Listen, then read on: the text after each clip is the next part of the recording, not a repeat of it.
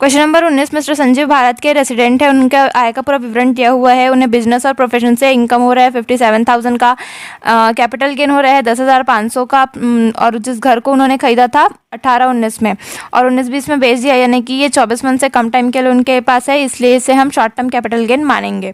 31 अगस्त 2019 को उन्होंने अपने इक्विटी शेयर बेच दिया 1,50,000 रुपये में, जिसे उन्होंने खरीदा था 1 अप्रैल 2005 को 1,17,000 पे। तो इक्विटी शेयर के केस में हम 12 महीना चेक करते हैं, ये ज़्यादा टाइम के लिए, इसलिए हम इसको लॉन्ग टर्म कैपिटल गेन मानेंगे। उन्होंने एग्रीकल्चर लैंड 25,500 रुपये में बेच दिया, जिसके ओनर वो 5 साल से थे, और उन्होंने उसे खरीदा था 6,000 रुपये में, और उस जगह पे उस विलेज का पॉपुलेशन है 8,000। इसका रूल है, अगर इंडिया में स्थित कोई एग्रीकल्चर लैंड ऐसी जगह पे है जहाँ का पॉपुलेशन 10,000 से कम है, तो फिर उससे हम कैपिटल गेन नहीं मानते हैं। तो क्योंकि यहाँ पे पॉपुलेशन 8,000 है, इसलिए हम इसको कैपिटल गेन नहीं मानेंगे। 4th पॉइंट को हमको इग्नोर करना है।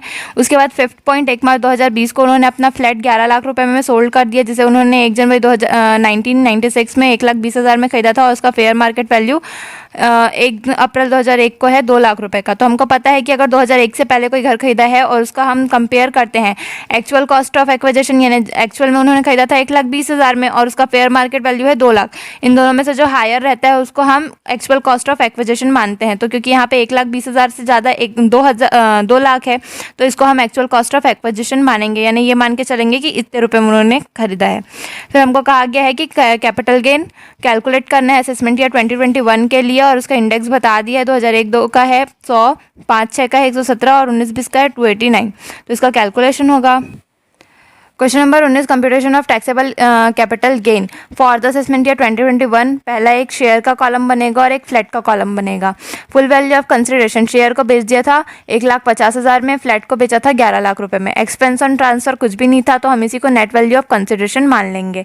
अब इंडेक्स कॉस्ट ऑफ एक्विजिशन निकालना पड़ेगा।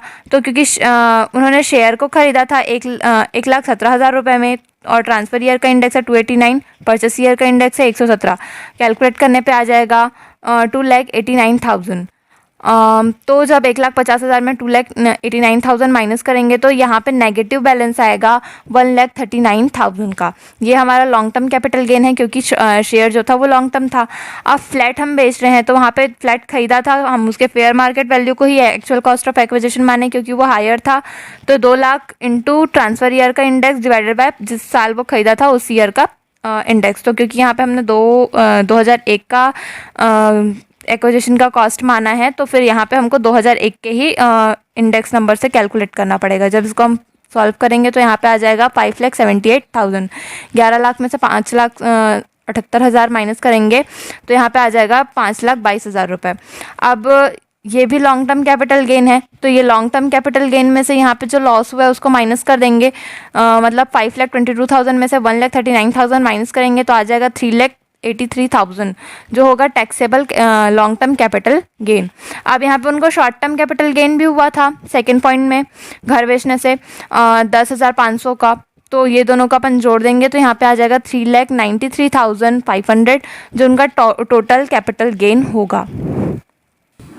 क्वेश्चन नंबर 20, मिस्टर एक्स ने 31 मार्च 2020 में ये सारे उनके आय के विवरण दिए हुए हैं। बिजनेस से प्रॉफिट हुआ 2,50,000 का, शॉर्ट टर्म कैपिटल गेन है 12,000 का, long term capital gain relating to land है 3,18,000 का, और long term capital gain to other special asset है 10,000 का। Compensation for termination of agency है, कंपनसेशन मिला है 24,000 रुपये का। लॉन्ग टर्म कैपिटल लॉस है, तो ये सारे जो कैपिटल गेन है वो तो प्लस हो जाएगा, लेकिन लॉस जो होता है वो माइनस हो जाएगा 16,000 रुपये का। तो कंप्यूट करने बोला है उसका total income of the individual. Total income निकालना है असेसमेंट ईयर 2021 के लिए, तो यहाँ पे इसका कैलकुलेशन होगा। Question number 20, computation of total income for the assessment year 2021। Add कर देंगे सबसे पहले जितना भी कैपिटल गेन है। बिजनेस से उनको इनकम हो रहा था 2,50,000 का, शॉर्ट टर्म कैपिटल गेन था 12,000 का, लॉन्ग टर्म कैपिटल गेन था 3,18,000 का, long term capital gain on other capital asset था 10,000 रुपये का, कंपनसेशन ऑफ टर्मिनेशन एजेंसी था 24,000 का। ये सबको प्लस करेंगे, इसमें से माइनस कर देंगे, लेस करना है लॉन्ग टर्म कैपिटल लॉस को जो था 16,000 रुपये का। ये सब प्लस करके 16,000 माइनस करेंगे तो आ जाएगा 5,98,000, जो उनका टोटल इनकम होगा।